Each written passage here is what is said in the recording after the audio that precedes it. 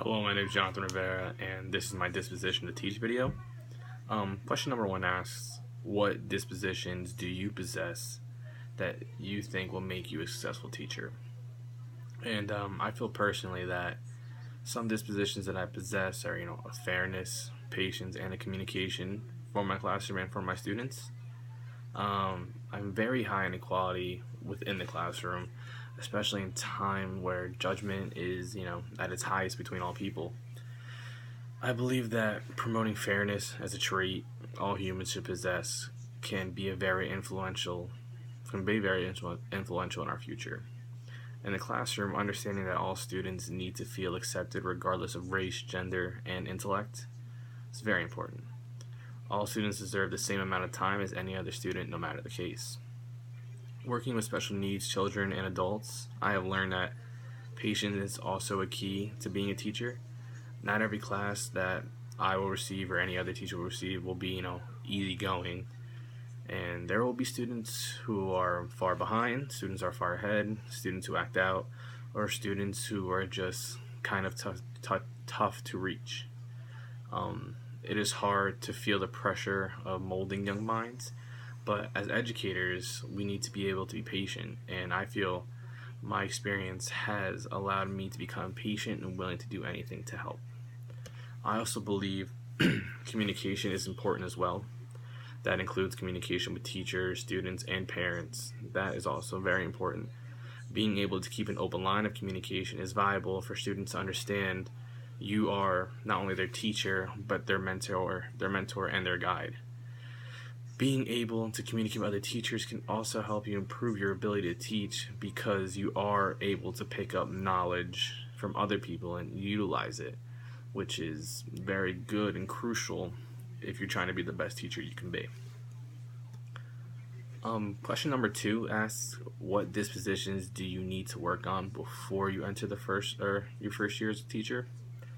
I believe that the reflection piece is very important. That's something that, as starting for the first time, being able to reflect on mistakes that you make or listen to other people, what they say and what they reflect on you is very important to take in.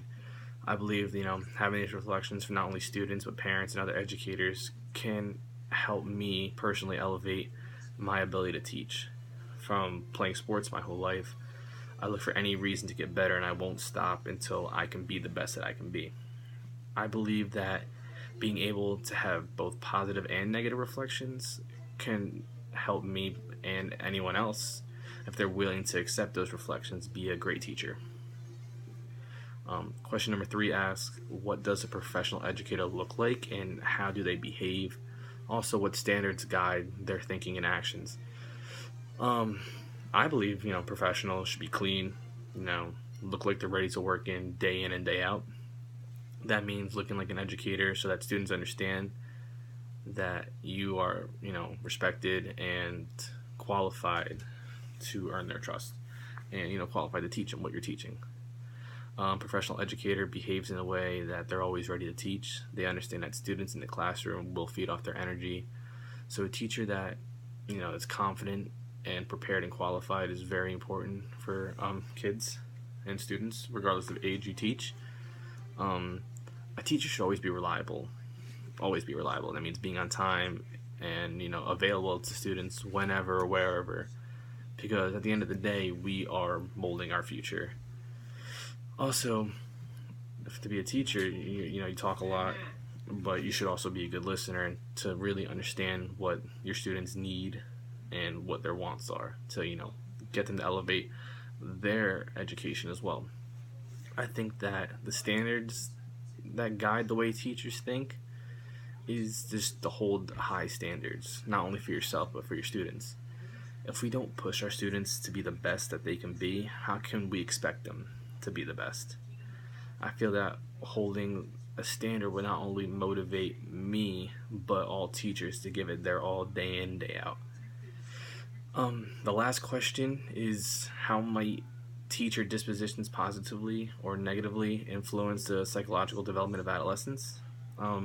Personally, I feel that if teachers have their dispositions out of order, they can throw off that, positive feeling in the classroom. So for example, if a teacher just comes in, he goes, whatever, I'm just going to get paid to do what I do and move on. I feel like students, especially high schoolers, the older you get, they feed off the energy. If the teacher doesn't really have good dispositions, then it could really affect the classroom psychologically. Students are able to feed off energy, and they want a teacher who's going to come in and day out and bring a good energy. And that's how I feel that if you have a positive disposition, you will be able to get the best out of your students every day. Again, my name is Jonathan Rivera, and this is my Disposition to Teach video. Thank you and have a good day.